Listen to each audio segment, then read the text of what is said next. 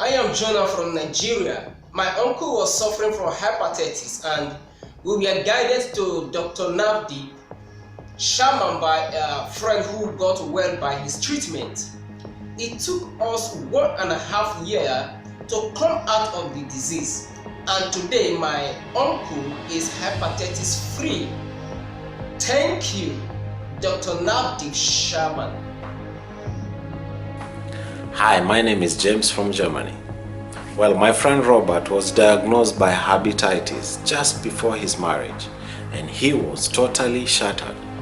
Then someone came and told us about Dr. Navdeep Sharma, who is an expert in giving natural treatment. At first we were skeptical, but we decided to give it a try. This February, when the final test result came for Robert, he was free from hepatitis. I want to take this opportunity to thank Dr. Sharma for giving Robert a disease-free life. And thank you very much. आज ये बहुत ज़रूरी हो गया था कि आपके साथ हेपेटाइटिस के बारे में बात की जाए और प्रयास किया जाए कि सही प्रकार की जानकारी हेपेटाइटिस के उपलक्ष्य में आप सबको प्रोवाइड करवाई जाए। उसके साथ साथ आपके क्वेश्चंस हम हमेशा लेते हैं, आज भी लेंगे, लेकिन हमारी प्रायोरिटी रहेगी आज बात करना हेपेटाइटिस पे। When we talk about hepatitis, generally the hepatitis virus will cause increase in SGOT-PT levels and LFT-PBD rates, but commonly it would not cause a major change in the CD4 count. So hepatitis की बात आज आपके साथ कर रहे हैं, और अक्सर मैं जब हेपेटाइटिस की बात आपके साथ करता हूँ, नमस्कार कमलेश तिवारी जी, और जनरली जब हेपेटाइटिस की बात मैं आप सबके साथ करता हूँ तो एक ही बात मैं बार बार दोहराता हूं कि हेपेटाइटिस के केस में एक व्यक्ति का हेपेटाइटिस पॉजिटिव हो जाना और रियलिटी में उसे हेपेटाइटिस हो जाना दो अलग अलग बातें हैं। इस बात की गहराई पर अगर हम आते हैं तो ये दो अलग अलग बातें इस प्रकार से हैं कि आज अगर किसी व्यक्ति के शरीर के अंदर हेपेटाइटिस का वायरस चलेगा तो जब वो टेस्ट करवाएगा तो वो HCV पॉजिटिव आ सकता है, हेपेटाइटिस बी जो कि ऑस्ट्रेलिया एंटीजन है वो पॉजिटिव आ सकता है उसका। सो ऐसे टेस्ट उसके पॉजिटिव आ सकते हैं जिनसे ये पता चल जाएगा कि शरीर के अंदर वायरस जो है वो प्रवेश करते हैं। लेकिन क्या इस वायरस ने शरीर में प्रवेश करके लिवर के ऊपर अटैक कर दिया है? क्या इस वायरस ने लिवर में इंफ्लेमेशन कॉज कर दी है? ये एक कंप्लीटली डिफरेंट पर्सपेक्टिव।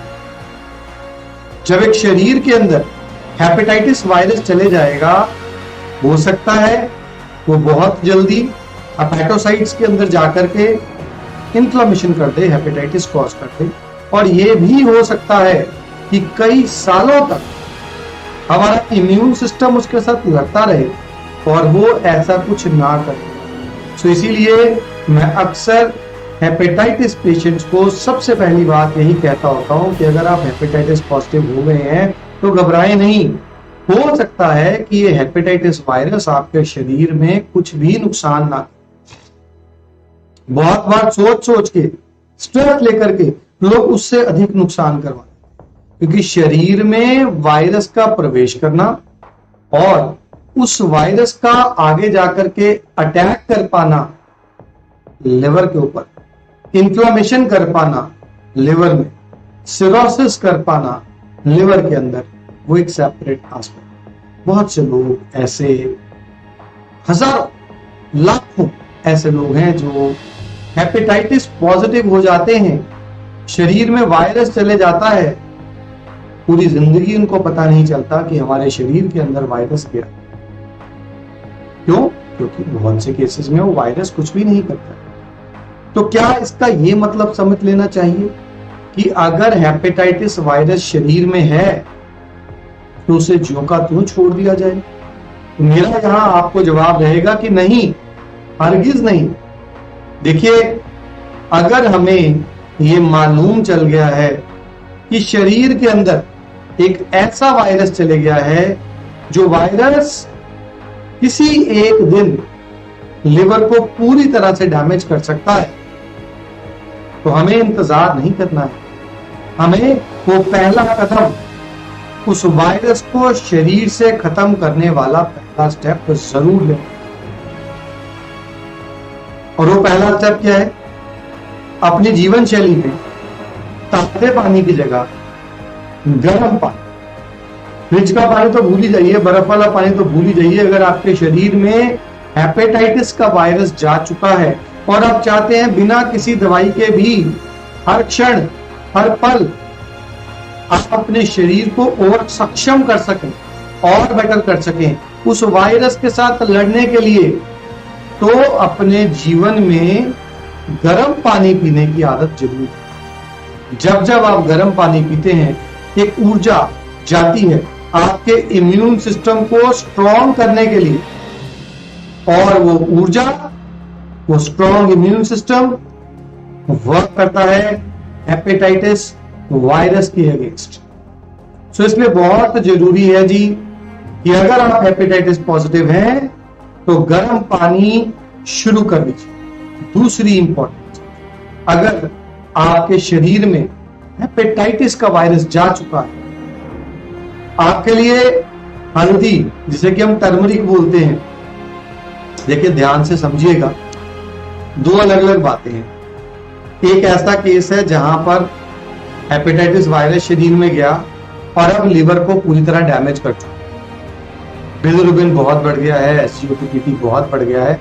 उस स्टेज के ऊपर अगर मैं बोलूं कि आप इस स्टेज पर हल्दी लें तो कुछ नहीं करेगी, हो सकता है नुकसान भी।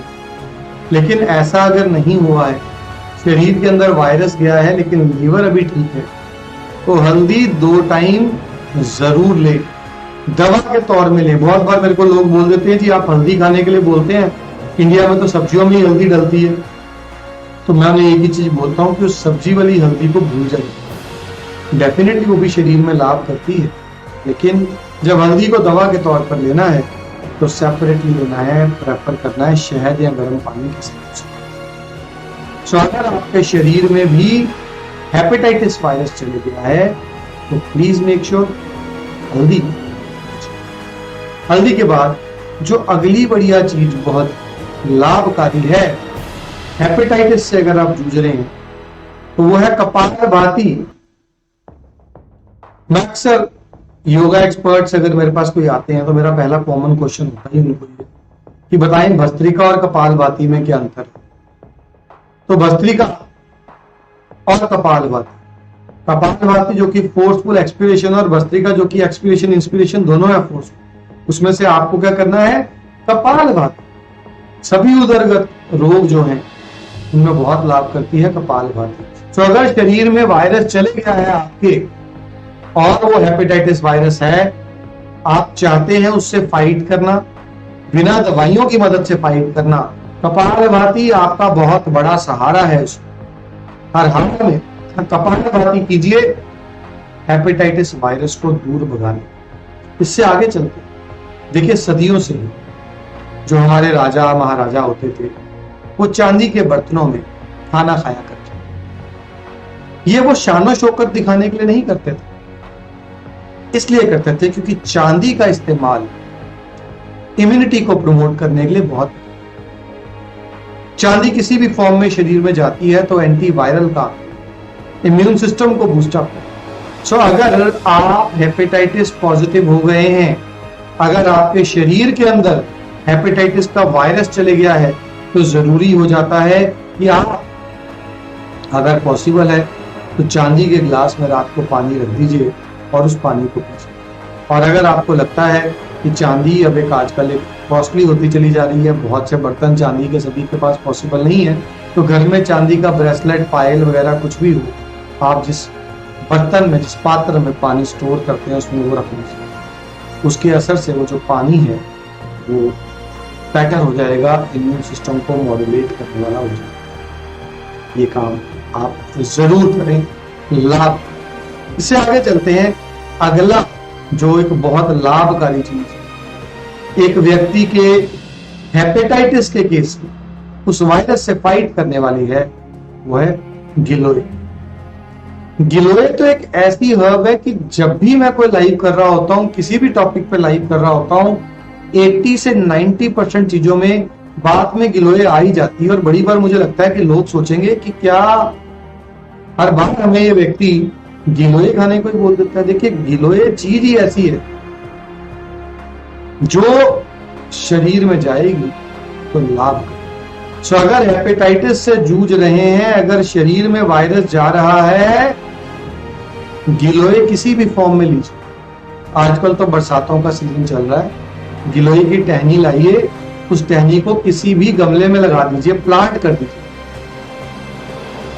गिलोय अमृता कहा जाता है इसको, इतनी बढ़िया हर्ब है। एक छोटी सी टहनी भी अगर आप गमले में लगा देंगे तो आप देखेंगे बहुत जल्दी फैल जाएगी। गिलोय के बाद जो अगली हर्ब लाभकारी है वो है अभया, हरड़, हरितकी, ये सभी उसके नाम है। हरड़ की जब हम बात करते हैं, अभया की जब हम बात करते हैं, हरितकी की जब हम बात करते हैं, तो शास्त्रों में ऋतु हरितकी का सेवन आया। इस मौसम में हरड़ को किस चीज के साथ खाएं तो लाभकारी रहेगा। हरड़ तो एक ऐसी चीज है जो पूरा साल एक रसायन के तौर पे हमारे ऋषि महर्षि लिख गए हैं, जरूर लीजिए। और हरड़ के बारे में सोचिए, हरड़ की तुलना एक माता के साथ करते। इंसान की जिंदगी के अंदर अगर किसी व्यक्ति का सबसे बड़ा परोपकार रहता है तो वो उसकी माता का गिना जाता है। एक माता हमेशा ही अपने बच्चे के लिए भला चाहती है, लाभ चाहती है। तो हरितकी की तुलना, हरड़ की तुलना एक माता के साथ कर दी गई है शास्त्रों में कि अगर आप हरड़ खाते हैं तो माता से तुलना इस प्रकार से कि एक मां शायद कभी अपने बच्चे से नाराज होकर के उसे डांट दे, हल्का सा थप्पड़ लगा दे, लेकिन खाई हुई हरड़ तो कभी नाराज हो ही नहीं सकती। दुनिया का कोई ऐसा रोग नहीं है, कोई ऐसी अवस्था नहीं है रोग की, चाहे व्यक्ति हेल्दी है, चाहे व्यक्ति बीमार है, चाहे वो किसी भी रोग से जूझ रहा है, खाई हुई हरड़ हमेशा लाभ करे। और खास तौर अगर आप हेपेटाइटिस पेशेंट हैं तब तो हरड़ आपको और लाभ पहुंचाएगी। तो हरड़ का सेवन जरूर। आगे बढ़ते हैं। चीनी, शुगर, उसको सब्स्टिट्यूट कर दीजिए शहद के साथ। जहां जहां भी आपके लिए संभव है और आप चीनी की जगह शहद का इस्तेमाल कर सकते हैं, वो कीजिए। हेपेटाइटिस में आपको लाभ करें। हम आगे चलते हैं और मैं आपको यही बता रहा था कि आहार परहेज का बहुत है। तो क्या करें, क्या खाएं अगर हम हेपेटाइटिस वायरस को शरीर में लेकर के चल रहे हैं। देखिए, अगर हेपेटाइटिस वायरस आपके शरीर के अंदर है, सबसे पहले तो कोशिश कीजिए कि बाजार का बना हुआ खाने की जगह घर का खाना, लाइट खाना खाएं। खाने के अंदर से उड़द की दाल, राजमा, अरबी, भिंडी, ऐसी वायुवर्धक चीजों को हम घटाएं और हल्की डाइट अधिक खाएं। भूख से 20% कम खाएं। कोशिश करें अगर वेजिटेरियन डाइट पे आप कन्फाइंड रह सकें तो आपके लिए अधिक लाभ करें। सो ये छोटी छोटी सी बातें डाइट टफ नहीं, फॉलो करें। जरूरी है इन्हें निरंतर फॉलो करें तो आहार की मदद से हम जंग जीत सकें। विहार में क्या करें, लाइफस्टाइल में क्या करें। विहार में कपालभाति करें, रात को सही टाइम पे सोएं, सुबह जल्दी उठें। एक्सरसाइजेस को लाइफ में जरूर शामिल करें। पीने में गर्म पानी का ही सेवन करें। शरीर पर तिल के तेल की या किसी भी मेडिकेटेड ऑयल की हल्की मालिश करके कोशिश हम करें कि धूप के अंदर हम जरूर धूप को सेकें। छोटी छोटी सी बातें हैं, जब बताई जाती हैं तो बड़ी बार मुझे पेशेंट्स बोलते हैं जी ये तो हमें पता है, मेरी दादी माँ भी यही कहती है, मेरी नानी माँ भी यही कहती है। और रियलिटी भी ये है कि हमारी दादियाँ, हमारी नानियाँ हमारी संस्कृति का एक अभिन्न हिस्सा है।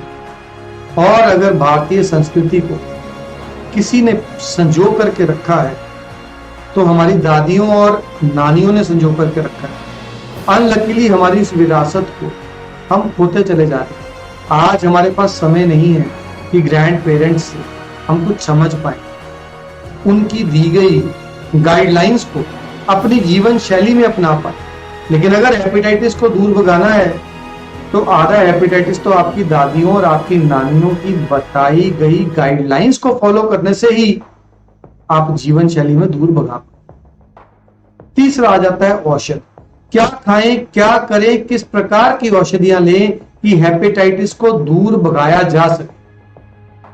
तो यहां कुछ दवाइयों के बारे में आपको बताने से पहले बताना चाहूंगा कि नीम, जब हम नीम की बात करते हैं, नीम अपने आप में एक ऐसी औषध है जो स्किन के लिए तो हम सभी जानते हैं कि अच्छा है, लेकिन उसके साथ साथ नीम जो है वो हेपेटाइटिस के साथ भी बहुत बढ़िया फाइट है। सो कोशिश कीजिए कि नीम के पत्तों का रस अगर आप ले पाए तो बढ़िया लाभ ये आपके केस में करेगा।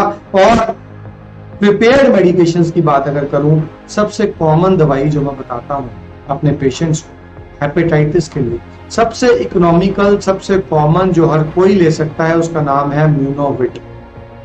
म्यूनोविट एक ऐसी दवा जो दवा कॉस्ट पर्सपेक्टिव से इस प्रकार से तैयार की गई है कि किसी भी प्रकार के कॉस्ट कंसर्न्स पेशेंट्स को ना देखने पाए, म्यूनोविट का सेवन करें। सो म्यूनोविट जो कि आप मेरी बैक स्क्रीन पर भी देख पा रहे हैं, इसके अंदर हर वो हर्ब डाली गई है जो लड़ सके वायरस के साथ। बड़ी कॉमन सी हर्ब्स है, लेकिन जरूरी हो जाता है उन हर्ब्स के साथ प्रॉपर तरीके से गर्म पानी लेकर के उन हर्ब्स को पोटेंशिएट करके वायरस के साथ फाइट। सो पहली और सबसे कॉमन दवा जो हर व्यक्ति के लिए बजट फ्रेंडली है, पॉसिबल है लेनी, अगर आपके शरीर में हेपेटाइटिस का वायरस जा चुका है और आप अधिक कॉस्टली मेडिकेशंस अफोर्ड नहीं कर सकते हैं, म्यूनोविट अपने आप में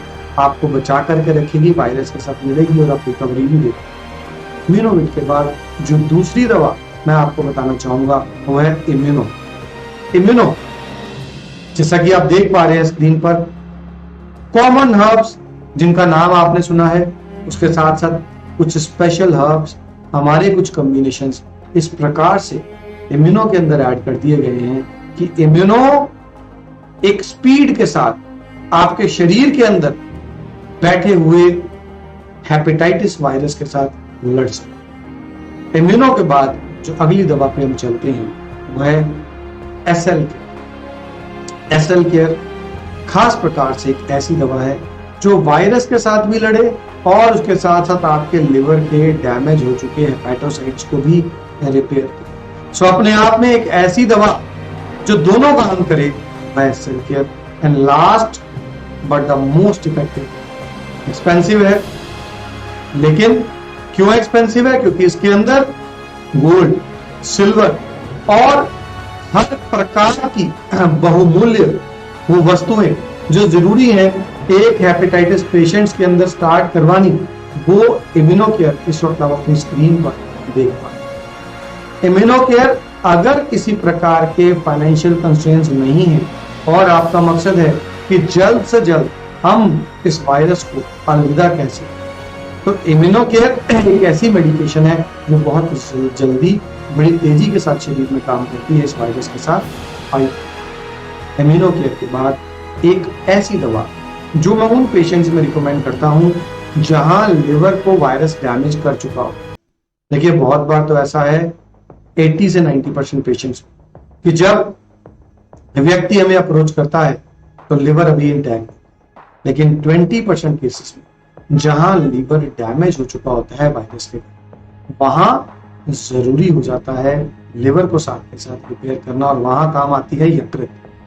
यकृत एक ऐसी मेडिकेशन है जिसके अंदर वंशलोचन भी ऐड किया। यकृत का सेवन करने से हमारे यकृत अर्थात लिवर के अंदर जो डैमेजेस हो चुके होते हैं वायरस के कारण, हमारी गलत जीवन शैली के कारण, किसी भी प्रकार की मेडिकेशन के कारण, वो सारे के सारे चेंजेस को रिवर्स किया जा सकता है। सो आए इस वर्ल्ड हेपेटाइटिस डे के दिन हम ये प्रण उठाएं कि हम दूर भगा देंगे इस वायरस को। सो रिक्वेस्ट हमारे वीडियो को लाइक और शेयर करने की, और आश्वासन एश्योरेंस कि आपको हमेशा हृष्ट पुष्ट में हर वो चीज बताई जाएगी जिससे आप हृष्ट पुष्ट रह सकें। तो इसी उम्मीद के साथ कि आप सभी लोग हृष्ट पुष्ट रहें, डॉक्टर नवदीप शर्मा आपसे आज्ञा चाहूंगा। हमारे साथ आयुर्वेद के इस सफर पर जुड़ने के लिए बहुत बहुत धन्यवाद। नमस्कार।